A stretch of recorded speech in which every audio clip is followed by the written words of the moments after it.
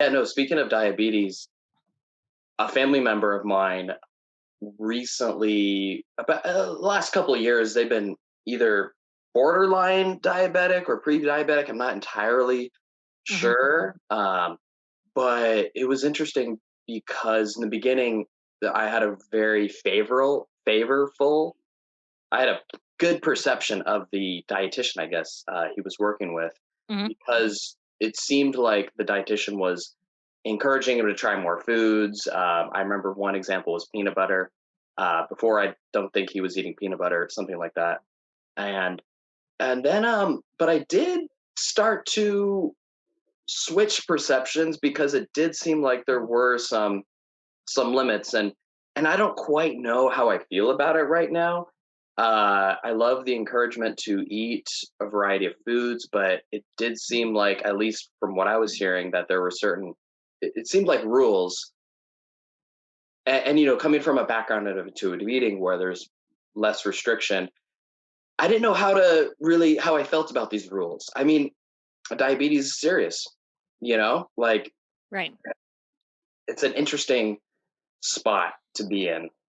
Yeah. I think there's this perception that with health at every size, it only works for people who are completely healthy or like no medical conditions. And, I worked in a clinical setting initially, right out of the gate when I became a dietitian. And I always focused on, I always used a health at every size focus. It doesn't mean you can't make diet changes. Um, I think the difference is, and I'm curious what your relative's experience was.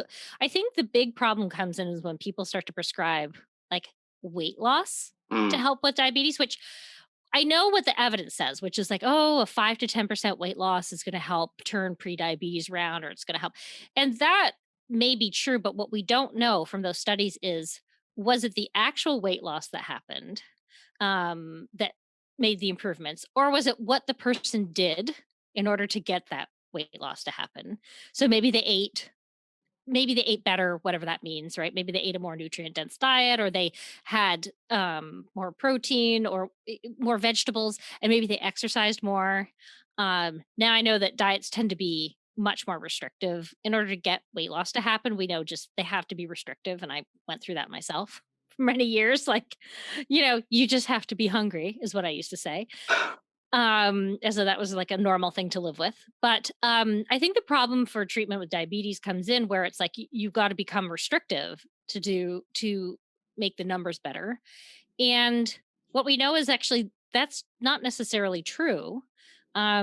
You can make some changes in maybe the balance of your meals. Maybe you can focus on adding in foods. Maybe you do need to look at your exercise and, oh, what's actually going to be helpful. Um, we know that different kinds of exercise does different things for blood sugar. So, it's good to have a cardio exercise. It's good to also have weight training involved, all those kinds of things. And um, the weight loss treatment also ignores everything else in your life that could be messing with blood sugars, like stress. And we also know from the researcher Janet Tamayama, who's out of UCLA, she did a lot of research on how physical restriction of calories increases physiological stress, increases cortisol. That's sort of inflammatory. We know diabetes is an inflammatory condition. So, to me, the last thing you want to do is actually put a person through that sort of inflammatory process of restriction. When we know we can just sort of tweak some things along the way. And I have never found that telling somebody that they can't have XYZ food works. It's like the toddler on the floor with 1,000 toys around them, and the only thing they want is their parents' phone. Like, once you can't have that thing, you want that thing. That's the same with food. So, it's sorta like looking at how do we include sweets, in a way that works for you. So, I think I'm wondering if the rules you were starting to perceive too were sort of around. I'm curious if that person's treatment was kind of also tied to weight loss. Admittedly, I'm not sure on the weight loss part, Yeah. but I do remember specific foods like saying he could have berries, but not like because they were low on sugar or something, but Mm. not like bananas, which were like, Oh, you're I right. guess, like, you know higher in Right. calories and all that This stuff. person's looking at GI index, Mm. glycemic sorry, just said that wrong. This person's looking at glycemic index. GI is like the short form, but that's GIS is also short form for gastrointestinal. So anyway, uh the glycemic index is really has been found to not be all that useful in Mm. treating diabetes. So I think that that person that dietitian might be working from older information. There's a difference between glycemic index and glycemic load when you pair those foods. Like if you pair a banana with some peanut butter, all of a sudden that's going to have a totally different impact on your blood sugars. What does it do? So, what happens when you start to pair carbohydrates with fat and protein and fiber foods, it dramatically decreases the impact. The if you just had a pile of pasta by itself, nothing on it, Mm. and I know that would be an unusual thing to have, but just say sometimes people do that. They have nothing on it. Your blood sugar and your insulin are going to kind of shoot straight upward in a Mm. sort of a very upward arc when we're looking at the curve that your blood sugar is going to take. When you start to pair it with protein and fat and fiber foods like vegetables, you're going to get a sort of a different angle to that blood sugar arc. It's going Mm. to decrease, and you're going to have a slower, longer rise. It's morning. I can't talk in the morning. um, and you're going to get more sustained energy. It's not going to be as hard for your body to process all of that glucose coming in all at once. So you want to pair, foods like carbohydrates with fat, protein, fiber foods like fruit and vegetables. Mm. That really makes a big difference to the blood sugar rise. And I think that's the piece that I do a lot of explaining of that to my clients, that there's a reason to have a balanced meal. One, it's going to last you longer. It's going to give you longer lasting energy. And two, if you have diabetes, that's important. That's an important impact for your blood sugars. So, but that's kind of easy. That's talking about adding foods in and not taking foods away. So, yeah, maybe a banana on its own is going to have a big impact Mm. on blood sugars. But starting to pair that banana with something else, like I said, peanut butter, that protein and fat from the peanut butter is going to slow the absorption of the glucose because it just takes your body longer to break those things down. Mm. And, you're going to have less of an impact. And then, of course, allowing for individual differences. Like some people are just like, yeah, for whatever reason, bananas just send me sky high. I can't have them. I don't mind not having them. It's not a big deal. Okay. Fine. That's an individual tweak. That's what we found works for you, the individual. And Sure. that's, I think, what diabetes education is sometimes missing too, Mm. is like figuring out what works for the individual. Yeah, it's like a big blanket approach, one size fits all type of thing. Right. Which we know doesn't really work for I'm anybody. wondering how to pair candy, or you said the question at the beginning was how do you integrate sweets? Like I'm imagining, if we substitute the banana for a Kit Kat bar or Right. whatever, some sort of chocolate or whatever. Chocolate and peanut butter? I mean, that sounds good to me. Well, if you look at something like chocolate compared to just a straight, maybe hard candy or something like that, chocolate's got fat in it. It's not going to give you the same. So there are some sweets that might lend more to sort of a slower blood sugar rise. So I see. I have people think about, well, when do you tend to want to have sweets? And it's like, oh, I like a dessert. Okay, well, if somebody has to sort of look at their total carbs, if they're, using insulin or something like that, it's like, well, could that be part of your carbohydrate that you're counting to Mm. take in?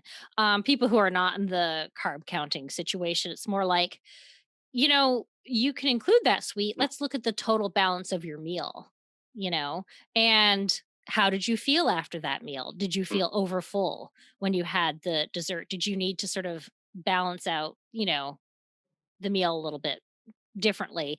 So I still have people include sweets if they like that food, because what happens if they don't is they go on a binge, Yeah. right? Yeah. And so it's what I find is more when people are feeding themselves regularly Hmm. and balanced meals, that their cravings for carbs tend to go down, and Mm. they are now in charge of deciding, like, do I want this? Oh yeah, I do, or sometimes I don't. It doesn't become this drive to eat. And that's where I've seen the problems is you know, I try to be Yes. so quote unquote good all day. And then at the end of the day, I go on a binge and I eat, 2 cartons of ice cream. And it's Yeah. like, well, were you underfed all day? Is that why that happened? Right. And so I have found that trying to cut sweets out works for a while. Most Mm, people can do it for a while, but then they find they can't stop picking at something. Oh, I keep going back to the cupboard. It's like, hey, if you're going to have this sweet, either for a snack or dessert or something, like, let's have you sit down and enjoy it mindfully. mm, Right. And it changes the experience so much so that they're finding, oh, that's actually not always what I want. I want that sometimes. And so going to that intuitive eating place, I mhm. think really decreases for a lot of people this desire to constantly eat sweets that they Mm. think they'll have if they just let themselves have permission to eat them, which is rarely the case, I think. Yeah, and I fully agree. Sometimes what comes up for me working with people is sort of this intellectual understanding, like, okay, I can have chocolate, or it's going to be, I need to get over this food fear. But in practice, there's just a lot of fear. There's a lot of like fear around actually having like a chocolate or a sweet or some Mhm. forbidden food. And I'm not working with people who are at risk of diabetes like you are. And I can only imagine that the fear of, eating a forbidden food or something that would raise the blood sugar too high would be even worse, like because there's life and death thrown in there. Yeah. People think they're literally killing themselves when they have something sweet Yeah. because of what we've told people. Yeah. The medical industry has told people about, like, now doctors are telling clients to just do a keto diet or a low carb diet. And I'm like, how long do you think this is a person who's dieted many times? How long do you think they're going to stay on that before they completely disinhibit and binge? And so, yeah. And so when I'm working with somebody with diabetes, I really work on the food relationship first, Mm, because it's hard for anybody to make any kind of nutritional changes. And I don't mean taking food away, but just sort of like the gentle nutrition part of intuitive eating. We don't jump into that first, right? y- We leave that to the end. But so we do a lot of like healing with foods, and maybe medication has to do some heavy lifting for a while. mm. But yeah, they're terrified of these foods. But what's interesting is they're still eating them. I know, right? Yeah, that's But they're true. eating them with fear, and maybe they're eating way more than they would normally if they were just feeling like, "Yeah, I could have this, or I couldn't, I could just not have it. It just depends on how I'm feeling today, and I'm relaxed about this food." And again, I always go back to, you're terrified of food, but you're still eating it. What would happen if you started giving yourself real permission? Mm, And they're like, "Oh, good mm, point." mm, Sometimes they say that. Sometimes mm. they're like, "Glenys, stop telling me I can have permission to eat foods." What I've found helpful is having people keep like and this word can be loaded for some people, so I can want to talk about it beforehand, but that keeping I'll say a food awareness journal, not a food calorie Right. thing, not where you're writing down amounts of food, but where you're writing down thoughts and so forth and bodily sensations that arise with food. And I feel that there's magic to pen and paper. This is just my perception that actually writing this stuff down is so helpful. I've struggled having those conversations with people where it make again that logical thing like, oh yeah, it makes sense if I just, am more chill around food. Like, oh, if I'm just chill, then I'm eating it anyways. And it makes logical sense, right? It's like, Right. oh, if I'm just more chill, then I'll be more normal. I won't eat as much. I'm eating it anyways, etc. But then again, I've struggled, at least me personally, in helping clients with just that conversation. I found the food awareness journal to be an integral part of my practice. I'm wondering when you say like heal that food relationship, I know you mentioned medication, but we'll just leave that aside from now. Like, yeah, like just digging in there, like kind of what did you mean by that? Yeah, I think that a lot of people, so the people that I see, my business is called Dare to Not Diet. So Mm, the people I'm seeing tend to be long-term chronic dieters. mm, They may or may not have a diagnosis of binge eating disorder. And then some also have the pre-diabetes or diabetes. Not everybody does, but some people have that diagnosis. And um, what I am finding is people are coming in and their eating is really chaotic, yeah. and they feel really bad about the way they eat, that it's never good enough, Hmm. and they feel that they should always be eating as little as possible, because that's what diets tell us to do, to eat as little as possible or to not eat certain foods that we like. And that they think there's something wrong with themselves, that they can't leave the chocolate alone or they can't leave the desserts alone. And what we discover together is usually these folks are underfeeding themselves a Yeah. lot. Yeah. And they're doing it because they're afraid, because they're like, I'm in a higher weight body. So I tend to work with people that might be in higher weight bodies. And they're like, but you're telling me to eat more food. My whole life has been dedicated to eating less food. Like, how are you, like, what? you know? And that's the relationship to food piece where they're like, food is my enemy, but also love it. And that's the healing piece Mm. that needs to happen first, because I can't come in and say, eat XYZ and, Yes. Yes. don't eat this, Yes. don't eat that. Like, who's going to do, like, nobody can do that for very long. There are a tiny percentage of people who can follow rules really well with food. That's maybe 5% of the population. Mm, I happen to be one of those people mm, formerly. And because I followed a diet for 16 years and I could mm, get more and more restrictive, and uh, mm, didn't make it more pleasant. It just made it this really unpleasant thing I did all the time. mm, And that relationship was no good with food either, because it was a constant. I mean, that's why I became a dietitian. I was constantly in fear of food and eating and thinking about food all the time. And so to me, before we mm, can do any nutrition stuff, it has to rest on a good foundation of feeling good about the way you feed yourself. mm, mm, And that takes a while. yeah. Yeah. Yeah. I But remember what I we were also talking too, like, yeah. yeah, you mentioned, I forget if you mentioned at the beginning of the podcast or before we were chatting, but that Mhm. you had this thing like, I'm always hungry. Like that's, but you didn't say it like that. It was like, oh yeah, I'm always hungry. Like, Yeah, you just have to be like I wake up hungry, in the morning and, I'm always hungry and, right? it's just the way things are. And Yeah, that was my whole philosophy on why can't people lose weight? This was when I had lost weight, before I gave up dieting. My whole philosophy, and I'm going to be honest, the first 8 years of me dieting was not as hard as it was not a typical experience. because you could follow those rules, you I could, could follow those rules, and also, like, I wasn't that restrictive. So I was probably just hanging out at the bottom of my set point range. Like, that's probably as far as I went. And there's a lot of theory around set point range and, losing weight within that. And, you know, mm, it's not, I don't think there's a lot of evidence for, for all of that. But my point being, my diet experience for the first 8 years after my initial diet was not typical, where I was having a pretty easy time, but I still was like, "Ooh, if I'm hungry, I know it's working." So I would have to go long periods of time through the day where I'm like, "I'm just ignoring the hunger, I'm just ignoring it." And that was my philosophy, like, "Hey, why can't you all lose weight? You just have to be hungry all the time," as though that were a natural state to be in. yeah, We want to bring some hunger to meals because that enhances it. But you're coming into a meal ravenous. Most people disinhibit and overeat, which is yes, probably what you find. yes, that was my experience myself as well.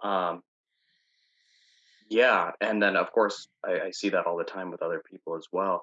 Yeah. And what was, I believe, and then when you got into intuitive eating, that journey uh, changed your body. If I remember correctly, I remember talking to you last year a little bit on the Yeah. phone and hearing about your story. And um, what was that like for you as you embraced uh, not restricting, as yeah, not restricting and going to that intuitive eating pathway?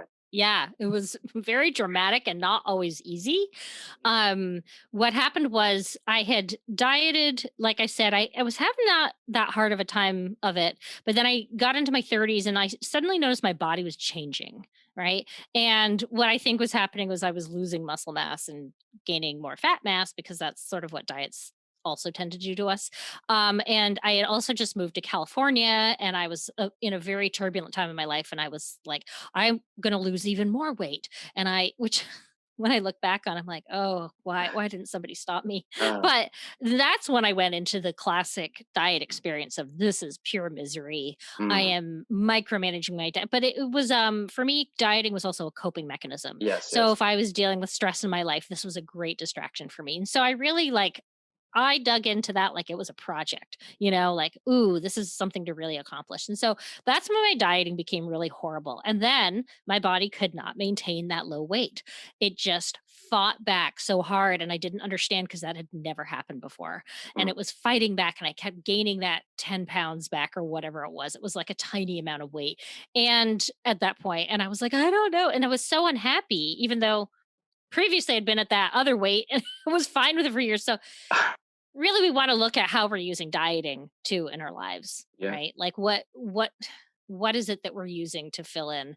And so I went through school in San Francisco to become a dietitian, and my first teacher was somebody very big in the health at every size movement, was Lindo Bacon. And and me listening to this message for like, you know sh- they were teaching us um nutrition, but also this health from a health at every size perspective. And that to me was like, no way. Uh, This is crazy. But by the end of that semester, it was like it was like a religious conversion. But what I am the reason that happened was I realized like I'm so hungry all the time. I spend so much time micromanaging my intake. mm, I This doesn't feel like living and I feel like a mm, fraud and I think I'm contributing to bigotry around larger mm, bodies. mm, And that felt very harmful and hurtful. Like I mm, didn't want to do that. mm, Um, and looking at the evidence too and saying like, yeah, most people, you're right, they aren't maintaining weight loss. I am a strange unicorn. But even I'm experiencing difficulties now. And that's when I said, like, this, I think I need to stop dieting. This just doesn't feel like this has gotten way out of control for me. This isn't easy dieting anymore like I used to do in my 20s. This is like mm. pure misery Yes. all the time. And I just stopped. And I thought, well, I don't know, maybe I'll just stay this weight. I've been this weight for a long time. And my body had other ideas. And I regained all the weight it ever lost plus extra, which is a really typical dieting experience. Now, I didn't do it right away. It took like 10 years and I was Okay. going through my 40s and I'm 49 now. And, your body does change, especially women, especially tend to have a lot of body changes through their life. Mm. So, um, you know, I'm wondering sometimes if somebody said, well, you're going to gain everything back plus more. I wonder what I would have said at the time. I think I lived a little bit in like, I think denial helped me a little bit. Like, no, things aren't going to change that much. But what I did was, even as I gained weight and was like, this is very upsetting. Like, this is new. Uh-huh. I don't know if I'm okay. Like, I Yes, yes. knew I had to be okay with it, but I wasn't okay with it, if that makes Yeah. sense. Yeah, no, totally. But what I had decided was I'm never going to diet again. I cannot do this again. I want to just eat normally. And Mm, I clung to that like a lifeboat and mm, just decided like it doesn't matter. I don't know where my body's going, but I am going to really try and learn how to be okay with this. mm. And then I did. And now it's like, oh, I don't know what I was so afraid of. My life's pretty good. Now, I didn't I'm a what most people would call like a very small fat person. Um I do not face a lot of stigma in the world. So somebody else's experience might be really different of regaining weight because they might be going into a very visibly larger body. And we know that weight stigma really does impact somebody's existence in the world. So I just want to say that like I understand that if you're going into a much larger body, that's gonna be harder for you just emotionally. Mm, And I work with that mm, in my sessions. So mm, I work on body tolerance and body resilience Mm. in addition to normalizing that food intake. What was Lindo Bacon like? I sort of, I've read Health at Every Size. I just Uh-huh. signed up to take the pledge. A fellow dietitian, she'll come on soonish, I think, but she's also going to be talking about diabetes. Kind of random that, like, Yeah. um, but uh, but yeah, she mentioned this pledge, and I took it, and I've read Health at Every Size, and Lindo Bacon's sort of like you mentioned religious conversion. It's almost like she's a figure, like a Right. icon, or like, and to hear that one Yeah. class sort of really shifted. What was that like? I don't know. What was she like? Well, I didn't know who they were at the time. Mm, And I was just like, I just need to take this class. And for me, I was like sitting there with a lot of skepticism. sure. And I was not but they're very like friendly, kind, compassionate person. So like I never felt judgment for thinking a different way, and I think that helped me a lot. Mm, I never felt judged for coming at it from a diet perspective, and I would say that just openness really helped me mm. transition to a different way of thinking. Did you So, ever like raise your hand in class or go to office hours and be like, "Hey, like this Health at Every Size thing, like, doesn't make no, any sense to me." I didn't have that kind of courage at the time. I remember coming home and being like, "That doesn't make any sense to me, and Mm, that can't be." And I just distinctly remember feeling my feelings, which can be named as weight stigma, right? Like it's just I had an anti-fat bias at the time mm. because I had been a quote unquote fat person. Again, very small fat person. And then I'd been a thinner person. I was like, well, everybody's nicer to me when I'm thinner. So of course that reinforces that bias. Um, Yes. Love was a big factor in that for me of why I wanted to become thinner. It's like, well, Yeah. you know, guys don't seem to like me. And looking No, back, no, it's like I see I it. missed tons of opportunities. I was just drowning in self-loathing. You miss a Yeah. lot when you're doing that. But I kind of No, yeah, I hear spun you. off on a I tangent, but definitely relate to that self-loathing stuff, how it shuts doors and right. closes off relationships, and Yeah, I missed so many good opportunities when I yeah. was, before I had lost weight, but I was just like, I devalued myself. And so, Mhm, so I would say like in that class, I would come home and say things to my partner but I wouldn't say them in class that much. I really was just there. I thought I'm going to just listen. And mm. if I don't like it, whatever, it's just a class I got through. And, I'm going to learn some stuff because we're learning about nutrition. Like they did teach about nutrition at the time. So, Mm. and yeah. And then by the end, it was just like, oh, this makes a lot of sense to me. And so it was less Lindo's, I mean, Personality, but more of the right. It principles was that she not a was cult of teaching. personality for me. I It was see, I like, see. oh, you're really laying out why this makes sense to me. And that because I'm very analytical. Mhm, And I was just like, mm, oh, yeah. And I eventually read Health at Every Size. It wasn't a mm. required reading for that class, I didn't Oh, think. that's But cool to hear. I'm trying Sometimes to think if it professors, was. they make their students read their book. I Like it like was hearing on the that. book list, but I don't remember it being required. But I Mm. did read it. And then I was like, oh, like I That's my love teacher I just had. yeah, I love stats, and there's a lot of that in that first book. And Linda would prefer people read Body Respect at this point because it's a more updated version and includes a more of Hmm. a social justice lens. But I find both are useful. It's just whatever somebody finds that speaks to them. And speaking of analytics too, the case against dieting is so, you know, scientifically sound. I mean, Yeah. the dangers of dieting, the Oh, relapse, the dangers, the lack yeah. of success. I mean, it's, I think as an dieting. analytical person, you would have to Yeah, just, I think yeah, it's creating more diabetes or more yeah. maybe earlier onset because of course you generally have to have some kind of genetic predisposition to this. So to diabetes, you don't just sweet your way into diabetes. But I think all the dieting and the weight cycling, which we know is really bad for our body, so going up and down, that's going to create more inflammation. And what I see is people coming in restricting, but still having high blood sugars, still in that pre-diabetes range. It's like, yeah, you're starving, but you still have high blood sugar. And what happens is for some people, once they start eating more food regularly, Hmm. even without changing what they're eating, just healing that relationship to food actually starts to improve those blood sugars for a lot of Hmm. people. Not Hmm. everybody, but for a lot of people. So I think that the dieting is is actually causing the harm which it's trying to pretend it's trying to heal. And it's Yeah, not doing that. it's not. It's Yeah. not at all. What do you think about did you hear about, this is kind of a random side topic, but James Corden, he recently paired up with WW, Oh, which I is saw an ad. Which used to be Weight Watchers, but now it's Right. WW. Yeah. And I heard a slogan of theirs that said something to the effect of it's not about weight loss, it's about how you feel, et cetera, et cetera.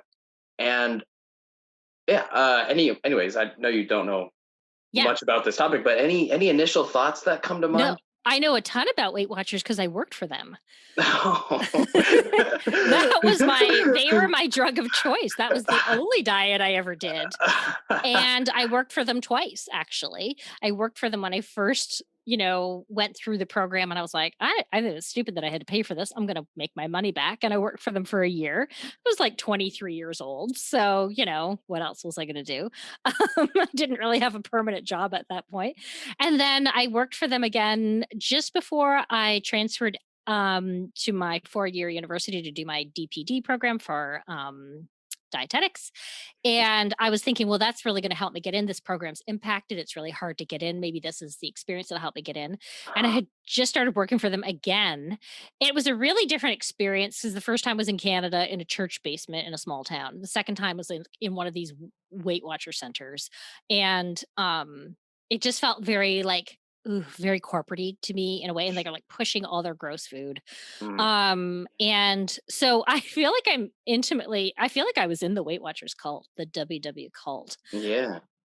as though they fooled us by changing it from Weight Watchers to Well, WW. well, that's what I was going for. Like these diets can be like kind of tricky, or like, it's not about weight loss, but like, Yeah. for years and decades it's been about weight loss, and now you change the WW and now it's Yeah. not about weight loss, but nothing else has changed. I mean, I have a And surface layer understanding as well, but I think that's pretty much the case what's going on here. yeah, they're just trying to co-opt non-diet language. And Yeah. my question is, do people still go in and weigh? And I believe that they are weighing.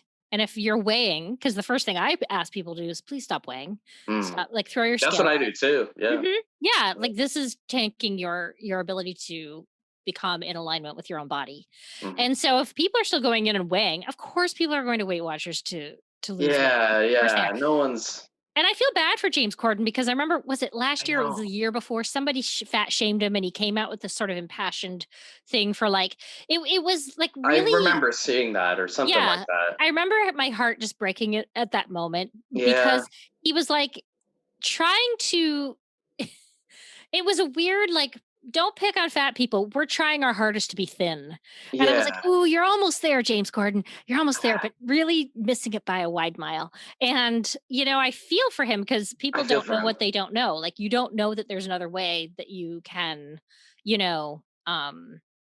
live and Orient yourself or whatever. right, Yeah. and learn body appreciation and do what you Mhm. can to be, to adopt the healthy behaviors that work for you. Yes. And I feel like this is gonna be we're gonna be watching James Corden just like we watched Kirstie Alley for years, up and down, just like we've watched Oprah for years, go up and down.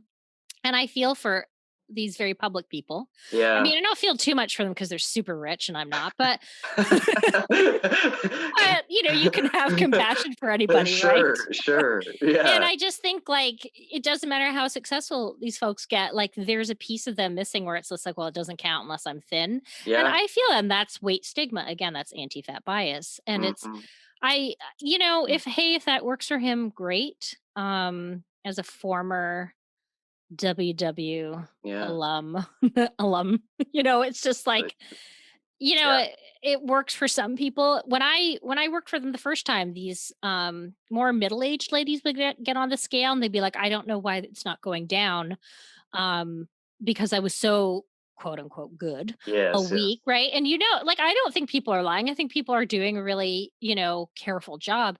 And I was like, I don't know either. I'm 22 and I lost weight like that. Was my first diet. I'd never been on a diet before. Mhm. So I didn't understand like, oh, over time, this was probably not their first rodeo, their first weight loss rodeo. Over time, your body becomes more resistant to weight loss. Yes. Your body's trying to save you from the famine it thinks it's going through. Yeah. So, um, Yeah. I feel for anybody, and Mhm. I it's weird because I had such a love for Weight Watchers for so many Mm. years, Mm. but it is a I cult. feel that. It's a cult. My friend that went through it with me once, she's like, "Glenys, this is great, but this is also a cult. I'm not Mm. going to these meetings." And I was like, Mm. "Okay."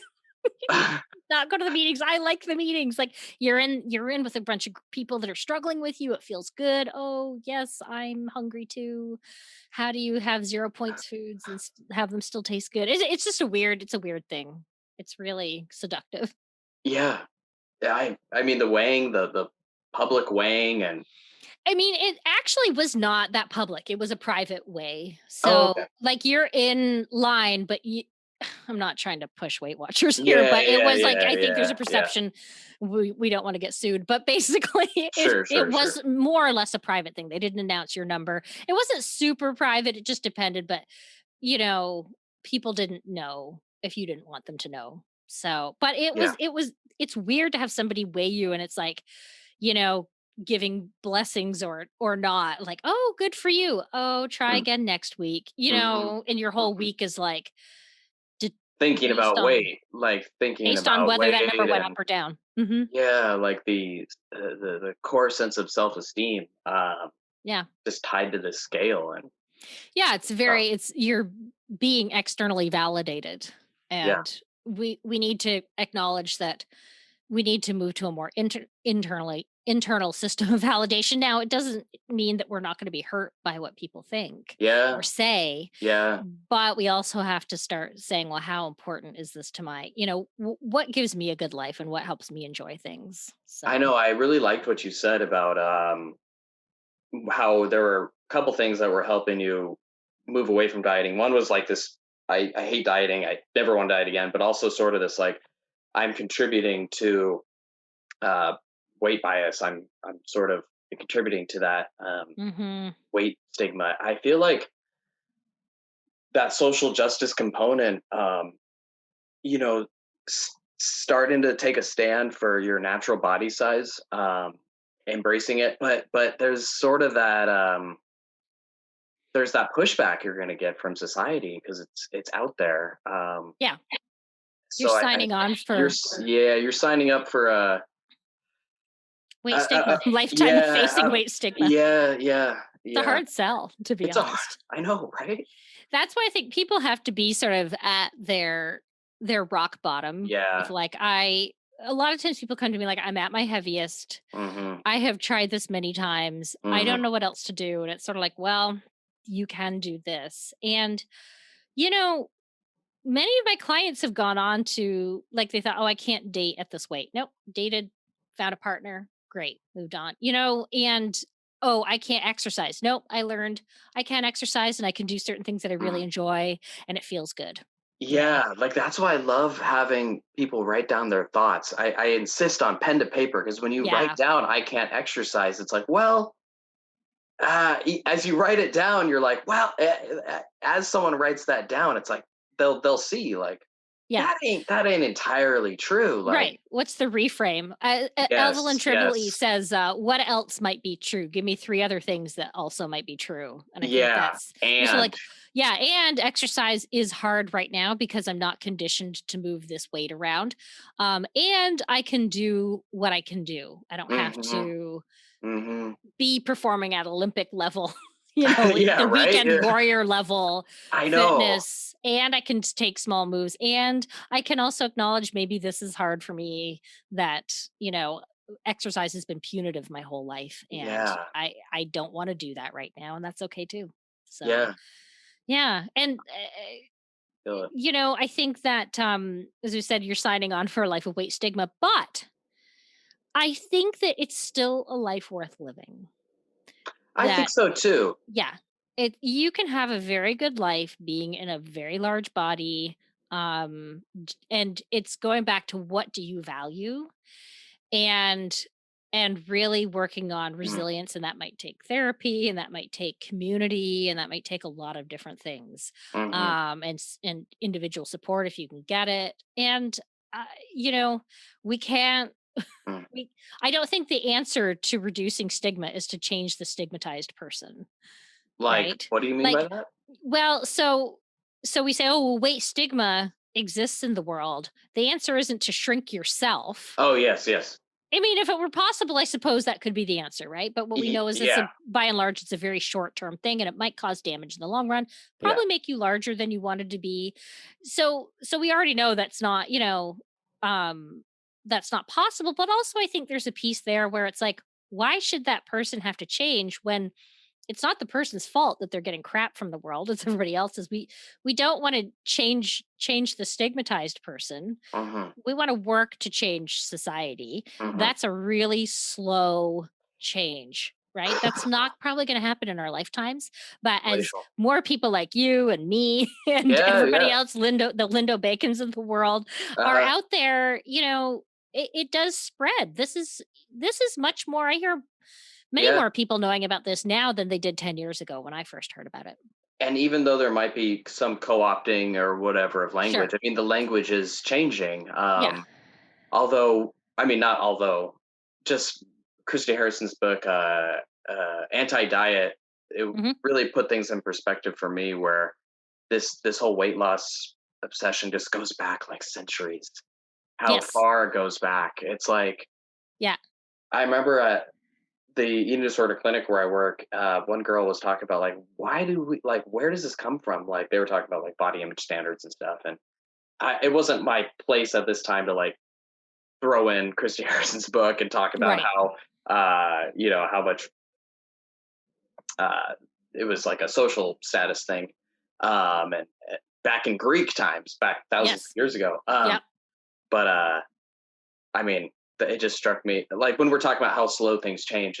Yes. I think it is slow, but yeah, even in 10 years, I mean, the cool thing about the internet is that the good messages amplify as well. They get Right. out there faster. I mean, So lots of bad messages too, but yeah. yeah, yeah, yeah, Right. yeah. No, I feel But, it. I guess we have to just take the good with the bad, right?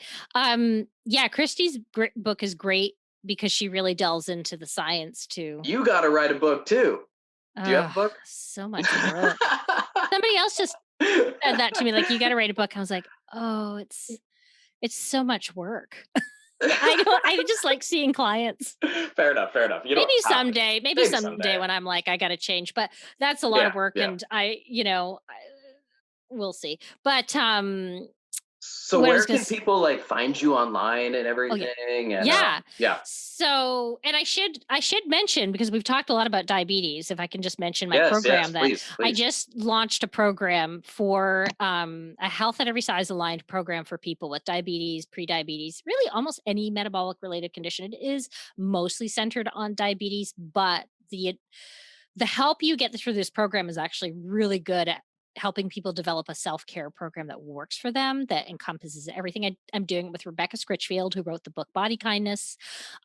We put this together. We were doing groups a few years ago, where they were just like Zoom groups of like, around 8 people. And we were doing them over 4 weeks. And what we realized is people really need the support, this non diet support for helping to manage their diabetes. Cause everybody in our group is like, yeah, I've already tried to lose weight a gazillion times. This is not the way forward for me. And they need the support. And then we also wanted to make it bigger because we had so much more content to give people and so much more coaching that they could do on their own time. So we created this program. It's called Self Care for Diabetes. I'll give you a link to put in the show notes, but that's basically the website is self-care, the number four, diabetes.com. And it's a 3-month membership. You do it anytime, you work on your own time through that 3 months. There's also options to carry it on Mm, afterwards if necessary. But it's 14 modules. It encompasses like as many aspects of health and life that we could, but it really focuses on shame reduction. That people feel a lot of um, shame with their diagnosis of diabetes, and that shame makes change hard. So we really spent a lot of time helping to reduce shame, helping to reduce stress and anxiety, and then sort of giving coaching tools of how to determine what you want to change in your self care and how to do that. And then we also have the group calls that go along with that, monthly group calls. So I'm super excited about that program. I just wanted Mm. to mention it. Oh, Um, yes, you yes. can, you can find that at its own website. I also link from my own website, which is daretonotdiet.com. You can also find me at glenysoston.com. You can just Google me and it's likely to come up at this point, luckily. So um, and that's where I'm mostly hanging out. I'm not on social media a whole lot. Get on my email list. I send out the occasional missive, anti-diet missive, and I try to. I'm really bad at that too, but yeah, and that's where you can find me. You can find a link to the program from there too if people are interested. Awesome. So it's kind of like it sounds like there's different levels, sort of like there's like a online course, but there's also like group, and Yeah. then there's options for like coaching too, Well, so yeah, or something well, like and that. options to see us individually, that's an additional, but Sure, sure, yeah, but yeah, really yeah. we want people to go through the program. So it's 3 months, 3-month membership. You go, it's like audio and video, mostly audio. We have transcripts. It's friendly for hearing impaired yes, hearing impaired folks. And along with that 3-month membership, during that 3-month membership, you get access to the group call. Like, we have a monthly group I see. call, a Zoom call, where we take questions and we, Oh, great, share, and yeah, it's really good. So the cool. group support there is, the group support is really n needed, I think, because people need to see that other people are struggling. Yeah, yeah. Yeah. Mhm. It ties everything. Yeah. And this is just The a heart, course where we're the heart. spewing information. It's definitely like the coaching piece is there. Like, we're giving a lot of tools and activities and journal prompts, pen Mm. to paper, like you said, Oh, like a lot there's of that. magic to that. There really is. There is, So yeah. I'm super excited about it. So I'm yeah. excited too. I'm gonna recommend it to or at least mention it, or I'll just Yeah. yeah. I'm thinking Yeah. about my Tell family everybody all the members. time. That's what I'm trying to do. Yeah, Yeah. So got you. Hey, thank you so much for coming on. I really enjoyed this conversation today. yeah. Thank you so much. I'm so glad that we were able to connect and I find another health and exercise I loved professional. hearing about your journey. I think it's awesome. Yeah, thank you, And thank you. you're I mean, I yeah. didn't become a Buddhist, a Zen monk or anything like that. Like, that seems way cooler. I don't know. I don't know. It was great. But I'm not saying I'm Uh, not gonna try that either. So, oh, go that for might be it, in the future for me. I would love that. right? So, Yeah, no, yeah. I feel But it. thank Oh, you so much. cool.